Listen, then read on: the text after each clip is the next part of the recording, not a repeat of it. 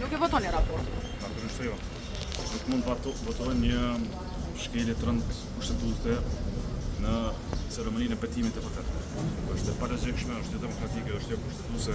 Qëndrimet e LDK-s jo vetëm që janë të menduara mirë, por janë dhe në frymë të mbrojtjes së demokracisë dhe kushtetuesës së Republikës Kosovës, prandaj deputetët e LDK-s nuk mund të shkelin kushtetutën. Se kjo kërkohet prej LDK-s, nuk do ta bëjmë asnjëherë. Por nga partia e parë po kanë kontrakuza ndryshëm për dalën për partitë është pjesë politike, unë i ftoj të mos bllokojnë, të bëjmë betimin institucional siç ka qenë e paraparë me ligjin për qeverinë në vitin 2022, siç ka bërë LDK-ja në 2 raste paraprake.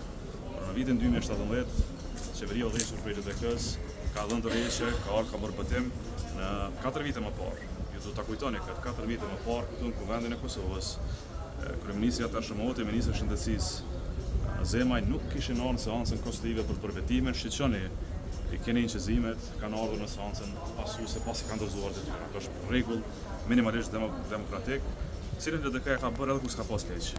Pra nuk duhet patjetër të kesh ligj, të kesh logjik.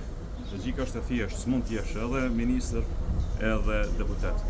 Pra ne nuk po themi që qeveria të mbetet pa zot. Ne po themi që këta individ që kanë këto funksione s'mund të ushtrojnë ato. Bën të vendosë dikush tjetër. Fundja mund dhe të qëndrojnë qeveri dhe mos vinë në seancën e Kuvendit. Është çështje procedurale demokratike kushtetuese. Qëndrimi i LDK-s mbetet i njëjtë do të vazhdojë drejt atij. Ju faleminderit gjithë. Faleminderit.